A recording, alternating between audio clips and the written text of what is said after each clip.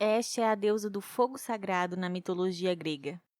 O mesmo fogo sagrado que Prometeu roubou dos deuses e trouxe à humanidade, fornecendo apoio a toda a evolução da cultura humana. Ela representa o foco centralizador, a partir do qual a vida se cria ao redor.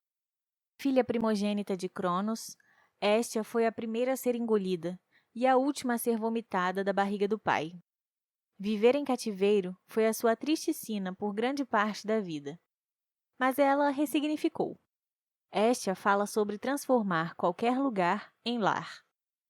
Ela também é a deusa do lar e das famílias, e do fogo interno que aquece e ilumina o caminho do espírito, o caminho que nos leva à parte mais sagrada de nós mesmos.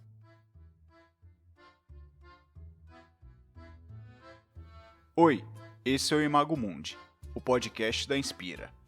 Aqui, como em todos os nossos canais, a gente produz conteúdo de auxílio no processo do autoconhecimento, articulando elementos da mitologia, da escrita terapêutica, da psicanálise e da psicologia analítica. Se você gosta desses assuntos, já clique no botão curtir e siga a gente aqui também, porque esse conteúdo foi feito para você. Já vou aproveitar para te apresentar o nosso livro, O Livro de Afrodite, um guia arquetípico para o reencontro com a divindade interior. Se esse assunto te interessa, dê uma olhada no link na descrição.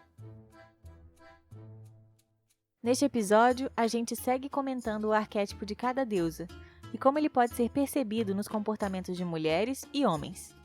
Hoje nós vamos falar sobre a deusa Hestia. A intenção é te mostrar o que essa deusa representa à luz do autoconhecimento. Os mecanismos de defesa que a pessoa que se identifica com esse arquétipo utiliza, os tipos de consciência que ela ativa, os padrões que ela repete, o que podemos aprender com o mito e os possíveis caminhos de crescimento para quem vive sob esse modelo de comportamento. Será que você tem uma Hestia dentro de você? Fique com a gente para descobrir. Desde o episódio em que analisamos o arquétipo da deusa Ártemis, a gente vem destacando como cada uma dessas divindades da mitologia grega está relacionada a um símbolo da vida prática daquele povo antigo. Se Ártemis representava a caça, Hestia é a manifestação divina do fogo. Para nós, do mundo da energia elétrica, imaginar a importância do fogo pode ser um exercício de se transportar para a vida como ela era antes, e de se imaginar na pele desses ancestrais. A autora junguiana Jinshnoda Bolen nos ajuda com essa descrição. Por muitos milênios, o fogo foi a única fonte de luz no escuro, a única maneira de cozinhar alimentos, a única fonte de calor no inverno. Era ele que mantinha os animais selvagens afastados e as pessoas juntas. Pense no que significava para as pessoas ter fogo, e como sem ele poderia ser frio, sombrio, desolador e até perigoso. Conseguiu imaginar? Pensando assim, não parece uma besteira atribuir a essa luminosidade sem matéria que aquece e ilumina uma importância tão sagrada. Para eles, o fogo não era apenas um fogo. Eles iam além e encontravam ali metáforas para o mundo interno de cada indivíduo. É como aquele princípio da correspondência presente no Kybalion, o escrito da sabedoria hermética. De acordo com esse princípio, o que está fora é como o que está dentro. Dessa maneira, os gregos antigos acreditavam que o fogo era um símbolo para o calor emocional, a iluminação espiritual, a proteção e a nutrição. Coisas que eram sagradas para eles. E não é à toa que Hestia era uma das deusas mais respeitadas, recebendo as melhores oferendas dos mortais. O seu fogo sagrado ritualístico estava no centro de cada casa, sendo passado de mãe para filha no momento do casamento. Toda cidade-estado grega tinha uma lareira sagrada no seu edifício principal. Cada viajante que se aventurava em ganhar o mundo para fundar uma nova cidade levava consigo o fogo de seu lugar de origem. E Hestia estava presente em todos os templos religiosos. Ver o sagrado nas coisas é uma atividade totalmente Hestia. E é essa prática que vem sendo esquecida e desonrada no mundo atual. Com a perda de Hestia, perdemos também um pouco do mundo simbólico que nos unia ao divino e nos levava a encontrar sentido na vida. Agora, uma pedra no chão é apenas uma pedra no chão. e o fogo é apenas o fogo. Deixamos de reverenciar os mistérios da existência. Pelo menos, essa parece ser a direção para onde caminha a humanidade. Mas as pessoas Hestia, com sua integridade e centramento, vão na contramão. Elas têm um pacto com o lado ritual e contemplativo da vida, como se vivessem em uma cerimônia do chá japonesa, em que cada ato é imbuído de consciência e afeto e cada escolha reserva um significado místico. A oração e a meditação são hábitos que ela provavelmente realiza todos os dias. Muitas freiras, sacerdotisas e monges das mais diferentes crenças têm Hestia como um arquétipo forte em suas consciências. Madre Teresa de Calcutá, Santa Teresa d'Ávila ou a monja budista Pema Chodron, cujo próprio nome religioso significa a tocha da verdade. São alguns dos exemplos de figuras que cultivam a energia da deusa Hestia. Mestras em encontrar os valores mais elevados nas tarefas mais cotidianas, as pessoas Hestia vivem com presença, estão inteiras onde quer que estejam, e são capazes de dar o maior presente que uma pessoa pode oferecer a outra, e que atualmente está ainda mais escasso: a atenção.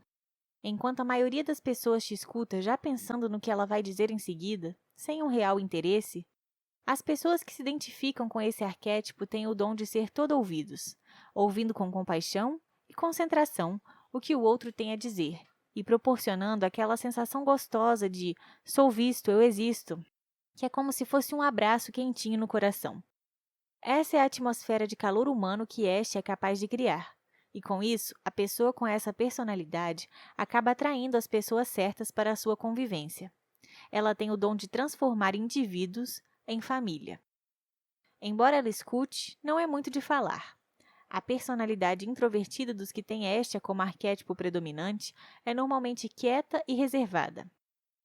Eles fogem dos holofotes e fariam de um tudo para passar despercebidos, sem atrair as emoções e as reações das pessoas. Essa pessoa não gosta de se meter em discussões polêmicas ou conversas que não levam a lugar nenhum. Ela está comprometida com um nível mais profundo de compreensão. Assim como na mitologia, Hestia se excluía de participar das grandes brigas pelo poder e paixões avassaladoras, as pessoas Hestia podem adotar essa mesma postura, criando uma imagem de desinteresse. Esses indivíduos são algumas vezes vistos também como desligados e desapegados. Fazendo isso, Hestia vive em paz. Seu lema poderia ser muito bem aquela frase que diz que é melhor ser feliz do que ter razão. Embora nem sempre isso seja possível, e às vezes teremos sim que lutar pelo nosso espaço. Pacífica e pacificadora, essa pessoa pode ser daquelas que conseguem interagir com um assassino confesso ou um monge, tirando deles o melhor que cada um pode dar. Sua inteireza e elegância de alma conferem limites invisíveis, que na maioria das vezes a protegem da maldade humana. Seu habitat natural é a sua casa, de onde, se ela pudesse escolher, jamais sairia, e onde adora passar o tempo em sua própria companhia. Mas a casa da pessoa Hestia nunca é somente um dormitório, onde ela pretende ir apenas para esticar o corpo e dormir. De natureza caseira e doméstica, essa pessoa transforma a sua casa em um verdadeiro templo, onde ela pode encontrar conforto, segurança, paz, ordem e alegria. Não estou falando daquela sensação de casa perfeita de capa de revista, mas daquelas casas com cara de que pessoas vivem ali, em união e amor. Tudo está limpo, cheiroso e bem arrumado. Tem flores na mesa, fotografias nos porta-retratos, som de gente conversando, um cheiro de pão assando no forno e o mundo de fora parece ficar lá fora. Você já entrou em uma casa assim? Provavelmente a proprietária ou o proprietário era uma pessoa Hestia. Uma das grandes sabedorias que Hestia torna disponível a nós é a de carregar esse ambiente consigo aonde quer que vá. Quem conhece o lado luz do arquétipo de Hestia transforma corpo em templo e enxerga que sua casa é qualquer lugar onde ela estiver inteira e presente. Com essa mentalidade, ela jamais se sentirá só, inadequada ou sem lugar.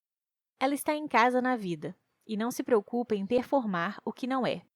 Em todo lugar, ela pode se sintonizar, com a mesma tranquilidade que sentiria se estivesse no sofá de sua sala lendo um livro. Se você convida Hestia para entrar no seu santuário interior e instiga sua chama, Ela pode se tornar uma fogueira, capaz de iluminar toda a sua estrada e fornecer um lugar quente e confortável, onde a sua alma pode se voltar e se sentir acolhida e revigorada, como uma fênix renascendo das próprias cinzas. Essa é uma meta, um ideal a ser alcançado. Algumas vezes pode não ser fácil, mas é plenamente possível. Quando uma pessoa compreende que ela pode ser o seu próprio lar, ela muitas vezes descobre que ela é uma boa companhia para si mesma. Aprende a se ouvir, delimita intuitivamente os seus limites para os outros, que dificilmente ousariam ultrapassá-los, e aquece os que estão à sua volta, inspirando-os a acender suas próprias tochas. Esse ponto de luz que uma pessoa pode criar cultivando sua vida interior fornece apoio em meio à confusão do mundo externo e dá uma perspectiva mais profunda à vida. Diferente dos outros deuses e deusas da mitologia grega, Hestia aparece muito pouco nos mitos. É nos ritos que ela se faz presente, nas repetições cerimoniais e dotadas de sentido e de sacralidade. Para a pessoa Hestia, ritualizar a vida é o que dá sentido à existência.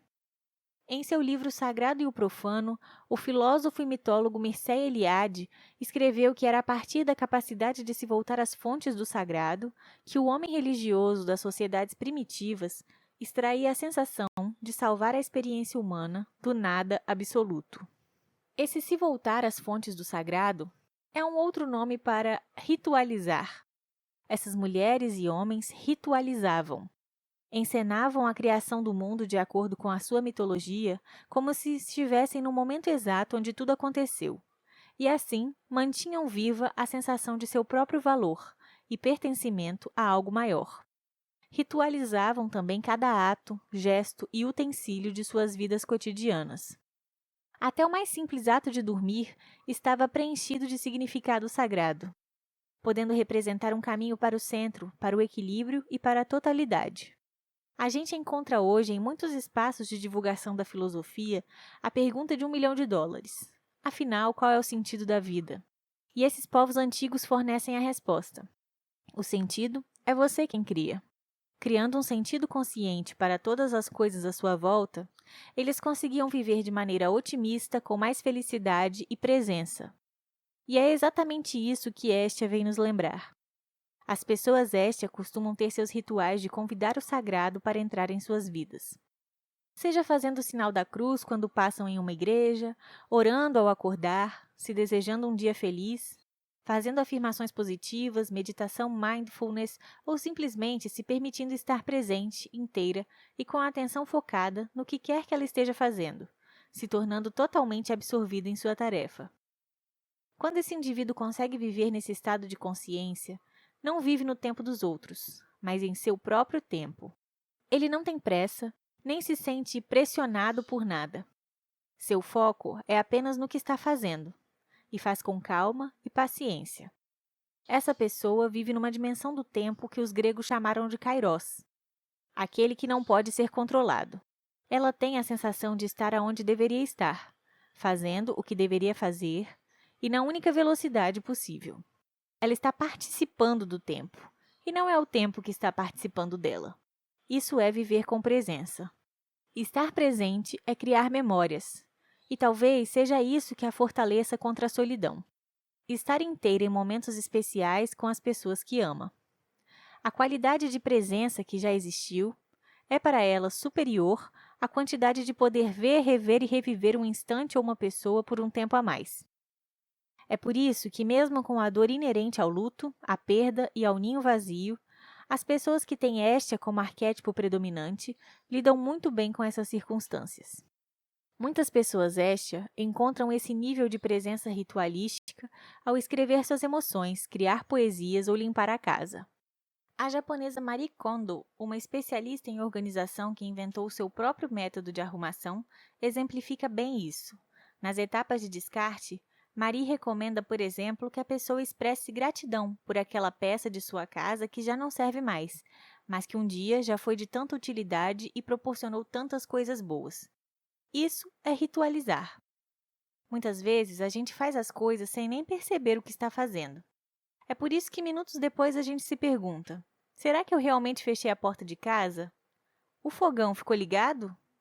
Deixei a torneira aberta? Onde eu coloquei os meus óculos? Isso é falta de presença. A dica de Hestia é sempre se lembrar do sentido mais profundo do que está fazendo. Por exemplo, se essa pessoa está varrendo a casa, enquanto varre, está pensando em purificar o ambiente em que vive, respirar com fluidez e tornar mais confortável o seu próprio lar. A palavra latina para fogo é focus, uma palavra que também deu origem à palavra foco, o ponto para o qual se converge a atenção. Todas as deusas de que falamos até agora, Atena e Ártemis, são as deusas virgens e compartilham entre si o dom do foco. Mas diferente das outras, Hestia direciona esse foco para a sua experiência subjetiva. A maneira de compreender ou tomar decisões de Hestia é olhar para dentro e traduzir o que está sentindo ou intuindo para chegar a alguma conclusão. Ela não está de olho nos prós e contras externos, mas sim nas respostas e nos insights que sua sabedoria interna pode dar.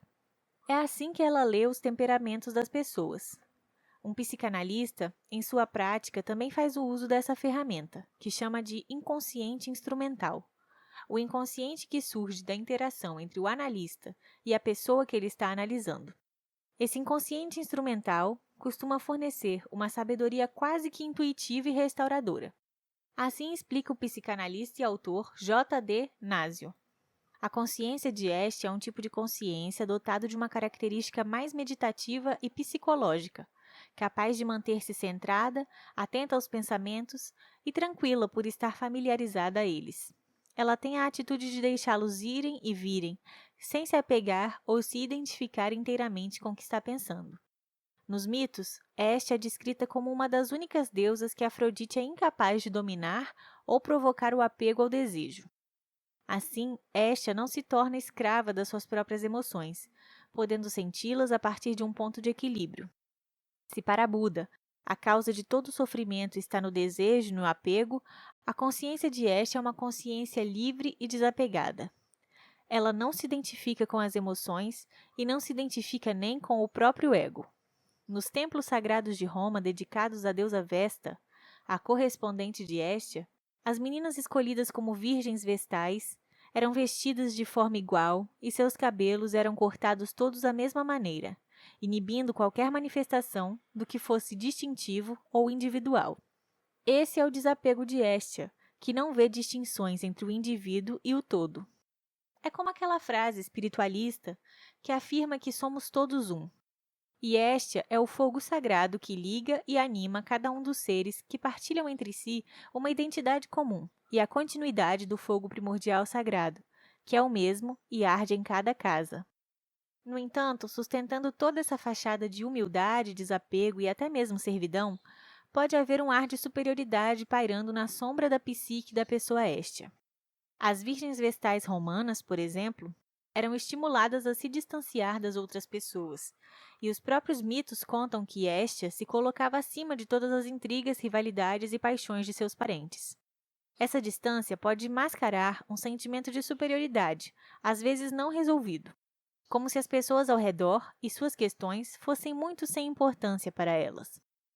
Outras vezes, se afastar é mesmo o mais sábio a se fazer. Quando não há dignidade, afinidade ou espaço para uma pessoa Hestia em uma relação, o melhor que ela pode fazer é manter uma certa distância. E esse é um padrão muito observado nos que têm Hestia como deus interior. O isolamento é o mecanismo de defesa inconsciente da pessoa que tem Hestia como deus interior predominante.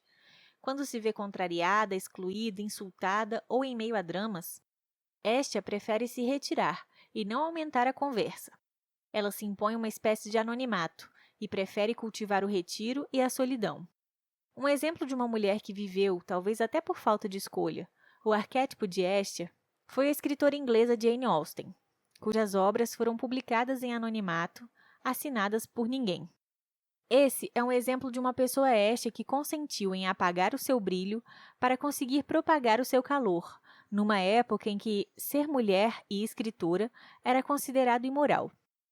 Essa característica imaterial do fogo é bastante presente na personalidade dos que se veem nos mitos de Hestia. Nem ela nem a sua correspondente romana foram representadas em forma humana por pintores ou escultores. Quando você vê um quadro que faz alusão a Hestia, Como esse que ilustra o episódio de hoje, o que está representado é sempre uma vestal, e não a própria deusa.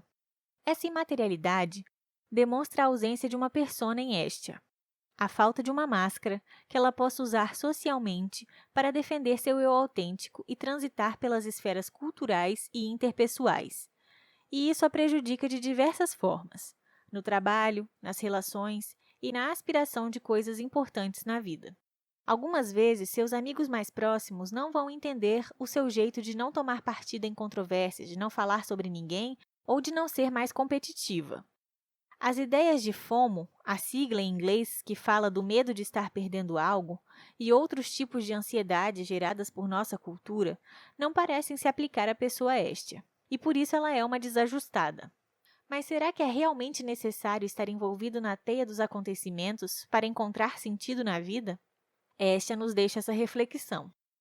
Quando Dioniso, deus do vinho, cresceu em proeminência e a substituiu como um dos 12 deuses olímpicos, Hestia simplesmente se retirou. É como se ela tivesse preguiça das intrigas inventadas pelas pessoas, das brigas por posses, prestígio ou poder. Mesmo que isso seja importante para defender o que é sagrado para ela e importante para sua própria sustentação, ela se exime para preservar a sua paz interior. Alguns podem ver isso como a apatia de uma personalidade anestesiada pela dor. Em outros casos, isso realmente vai representar a sabedoria da moderação. Descobrir como isso funciona na sua vida é importante. Filha de um pai tirânico e abusivo como Cronos, e de uma mãe sem poder e muitas vezes deprimida, como Reia, Hestia foi entre os seus irmãos a que mais tempo passou sob o domínio opressivo do pai.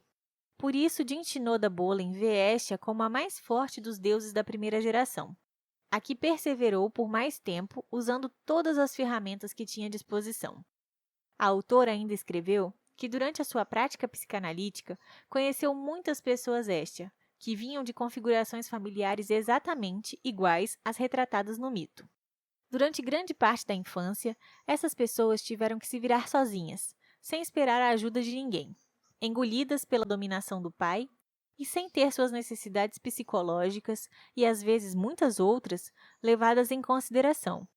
Possivelmente, é nesse quadro que a personalidade sem persona de Hestia se forma, como uma tentativa de se apagar diante dos problemas da casa e do campo de visão do pai. O ruim é quando, por não notá-la, as pessoas começam a desvalorizá-la, inferiorizá-la ou deixá-la de lado, considerando-a insignificante, sem importância ou inexistente, o que ela obviamente não é.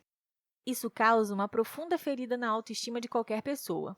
Quando isso acontece repetidas vezes, acaba criando uma bola de neve, que atropela a pessoa Hestia com a sensação de ser realmente incompetente ou incapaz de se integrar ao mundo dos outros.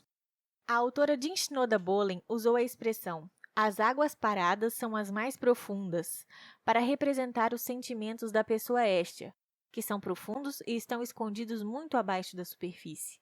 Para desenvolver bem-estar na vida e acender e aumentar essa chama pessoal, a pessoa Hestia deve aprender a expressar os seus sentimentos, impor as suas vontades e aquilo que é importante para ela. A linguagem do amor do indivíduo que tem Hestia como deus interior não é muito clara. Ela se expressa indiretamente, por meio de atos amáveis e da atenção que entrega a alguém. Hestia é uma deusa virgem que jamais se relacionou com alguém. Mas se formos ver a configuração ritualística de sua presença nos cultos gregos, sua representação, a lareira, estava sempre acompanhada nas casas e nos templos do símbolo fálico do deus Hermes, deus mensageiro, protetor dos viajantes e do comércio. Enquanto o fogo de Hestia ardia no interior, o pilar de Hermes ficava do lado de fora, na porta. Hestia é um arquétipo do lar, Hermes é um arquétipo do mundo. Embora tenham interesses distintos e estejam sempre amparados, ambos estavam relacionados. É esse o tipo de relacionamento que a pessoa Hestia costuma buscar, o relacionamento complementar, que não mexe no seu jeito, na sua autonomia e não perturbe a sua paz, mas com quem possa compartilhar histórias, aprender sobre um outro mundo e equilibrar qualidades que ela ainda não desenvolveu. Esse é um tipo de personalidade que, quando equilibrada e integrada com a ajuda de um processo de autoconhecimento, nos deixa à vontade em nossa própria pele. nos dá equilíbrio mental e emocional e uma sabedoria interior profunda. Além disso, Hestia nos ajuda a encontrar o sagrado nas coisas e aquecer o coração das pessoas com a sua bondade amorosa e atenção dirigida. Sem dúvida, temos muito a aprender com esse arquétipo. Se você se identificou com Hestia até aqui, saiba que existem alguns caminhos de crescimento para conseguirmos trazer o melhor dessa deusa em nós. Alguns deles são: desenvolver uma persona, uma máscara social que possa ser usada como proteção ao seu verdadeiro eu quando for ao mundo, lutar pelos objetivos que garantirão a manutenção do que é verdadeiro para você. Por exemplo, é preciso dinheiro para manter uma casa em ordem. Há também que se aprender a expressar os sentimentos e o que pensa. Treinar uma fala assertiva para poder se defender quando estiver fora dos limites do seu próprio lar, e algumas vezes, abrir mão de tudo não é o melhor caminho. Aceitar a sua porção Hestia, mesmo com o mundo contra, e buscar disciplinadamente o seu caminho de volta para dentro, para a sua própria essência. Para escrever o episódio de hoje, usamos como material de apoio os livros As Deusas e a Mulher, Ártemis e As Deusas e as Mulheres Maduras, todos de Jean Shinoda Bolen, e também O Sagrado e o Profano, de Mircea Eliade. Mas antes de terminar, a gente quer te deixar com uma pergunta para a sua escrita terapêutica de hoje te conectar com Hestia. Já pegou o papel e a caneta para anotar? Se conectar com Hestia é se conectar à sua própria experiência subjetiva. Não é sobre o que você faz no mundo aqui de fora, e sim sobre observar o que está acontecendo aí dentro. Nesse exercício, você deve ajustar o timer do seu celular para que ele conte 5 minutos. Então, você vai se sentar em solitude, num lugar silencioso. Durante esse tempo, observe os pensamentos que aparecem e o foco que você vai dando a eles. Quando um novo pensamento aparecer, resuma ele em uma única palavra e escreva essa palavra no seu papel. No fim dessa atividade, leia os temas que passaram pela sua cabeça nesse breve período de tempo. E reflita: será que eles têm algo em comum? O que o fato de estar pensando nisso quer me dizer? O que posso refletir sobre isso? Será que eu posso tirar daí alguma verdade interior que está conversando comigo? Deixe que as respostas venham e tenha uma boa prática de escrita terapêutica.